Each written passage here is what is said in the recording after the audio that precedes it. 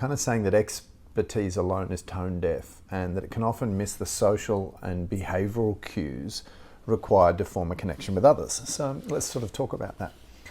Here at Thought Leaders, our practice curriculum, which you can read in our green book called the Thought Leaders Practice, helps experts unpack what they know and their expertise, if you like, with a piece of technology we use called a pink sheet. And we wrote a whole book dedicated to just that. It's pink and it's called Think. If the pink sheet helps you capture your expertise, the green sheet is our tool that not only enables you to connect empathetically to those who may buy your expertise, but also opens up new avenues of understanding and connection with them, which leads to better commercial outcomes.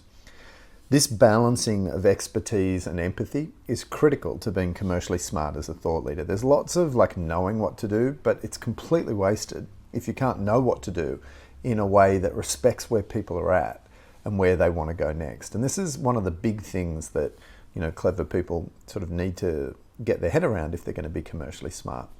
And as I said at the opening, expertise is often tone deaf and it misses the cues if you don't balance it out. It's sometimes a little bit too surgical, a little bit practical, a little sort of matter of fact. But with the green sheet, you have a step-by-step process that allows you to walk in the shoes of others, making your commercial practice smarter and more effective. So maybe think about what you know and who it might serve. Identify what aspirations they may have that your insights could aid. Then, once you've sort of done that, maybe identify what challenges they might be facing, and then sequence these from the obvious, like something they talk about in a room, to less obvious, something they might talk about, or maybe even not admit to themselves. Then what you want to do is sketch out a journey, like in the form of a visual diagram, that they might go on that has several hurdles to overcome and some fundamental paradigm shifts. And the reality is, to help people move from where they are to where you're suggesting they might go, that'll be really obvious to you what the hurdles and paradigm shifts are.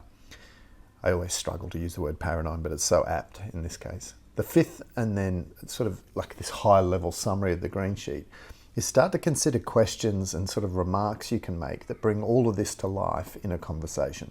And that 5-step process at a meta level kind of summarizes the green sheet. If you'd like a more detailed walkthrough, simply reply to this email and one of the team will sort of get a summary together and make sure we get it to you. If you'd like to be one of the 100 people we support at Thought Leaders each year, then connect and you'll see links with the email and we'll discuss your options with one of our team members.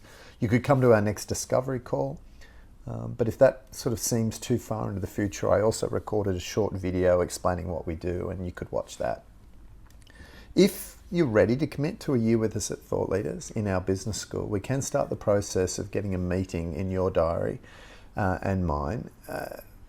But only do that if you're really sort of willing to commit to running a commercially smart Thought Leaders practice. And you want to have read the green book or at least scanned it, the Thought Leaders practice. And if you've done all of that and you're kind of ready, I'd love to connect and see when, if you're going to be one of the 100 and it's a question of which year. So I'm happy to start conversations that might be into the future.